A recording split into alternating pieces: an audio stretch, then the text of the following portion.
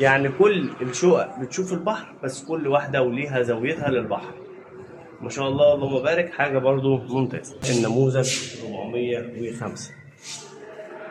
أول ما بتخش كده برضو نفس الكلام بمستوى الفرش، وادي المكتبة وادي التلاجة ونظافة التلاجة والدنيا، وادي سفرة وست كراسي، وادي التسريحة، وادي الطقم الجلد.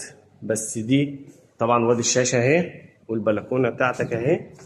كل شقة بتختلف زاويتها للبحر عن التانية.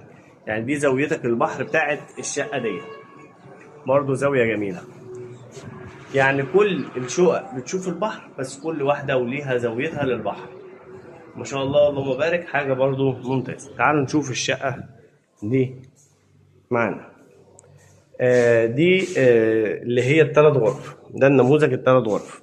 ادي ثلاث غرف، ادي سريرين، سرير متر وعشرين وسرير متر ومكيفة، وادي الدولاب بتاعك والدنيا تمام. وادي الغرفة التانية، ادي سريرين، سرير متر وعشرين وسرير متر وبرضو مكيفة، وادي دولابك وشماعتك ودنيتك. ادي التالتة هنا اهي، سرير متر وستين ومكيف.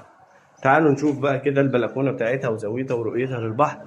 ادي دي اهي، زي ما قلنا برضو زاويتك ورؤيتك للبحر اهي. يعني تمشي من عند العمارة اهو، يا دوبك هنا تلاقي نفسك وصلت لغاية البحر. وادي الدولاب بتاعك وحاجاتك بتاعت المكان. طب تعالوا نوريكم بقى الحاجة الفاضلة اللي هي ادي الحمام. حمام، ادي السخان والقعدة، وادي الدش والدنيا، وادي الحوض والغسالة تمام. ادي المطبخ معاك اهو زي ما انتم شايفين. ادي حاجات المطبخ والدنيا، وادي البوتاجاز والغاز بتاعك، وادي حاجات المطبخ اهي.